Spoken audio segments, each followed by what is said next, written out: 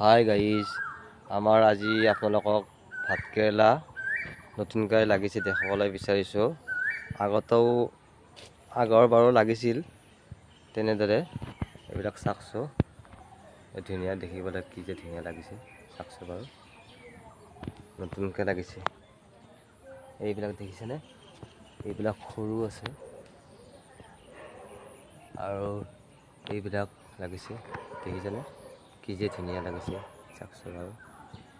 খাব পৰা হৈছে আৰু কাইলৈ ছিঙিম।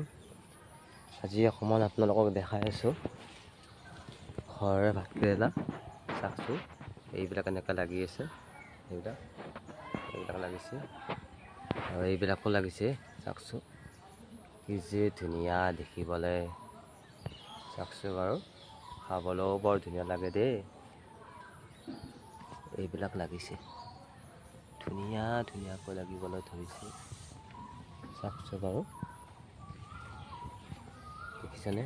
বহুত কেইজোপা আছে ভাতকেৰেলা আমাৰ ঘৰত, দেখিছেনে? এইবিলাক সৰু সৰু হৈছে, মানে লাগিছে আৰু ভালদৰে লাগিছে কেইজোপামান চাওকচোন। এইবিলাক দেখিছেনে? এইবিলাক লাগিছে চাওকচোন বাৰু। দেখিবলৈ কি যে ধুনীয়া লাগে। ঘৰৰ বস্তু মানে খায়ো ভাল লাগে। আমাৰ ইয়াতে তেনেকুৱা সাৰ ব্যৱহাৰ কৰা নাই, গোবৰ সাৰৰে হয়।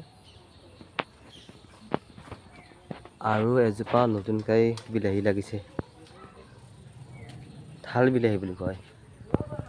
এই চাওকচোন, এইবিলাক লাগিছে দেখিছেনে? এইবিলাক কেঁচা হয়, আৰু এইটো পকিছে, এইটো ছিঙিব পৰা হৈছে, দেখিছেনে? চাওকচোন বাৰু, সুন্দৰ লাগে, মানে ধুনীয়া লাগিছে। এইবাৰ লাগিছে,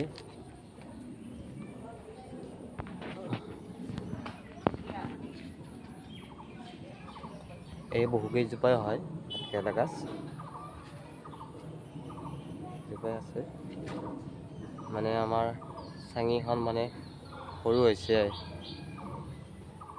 অইন বছৰ ভাতকেৰেলা চাঙিখন আমি ডাঙৰকৈ দিওঁ, এইবেলি মানে সিমান ডাঙৰকৈ দিব পৰা নাই।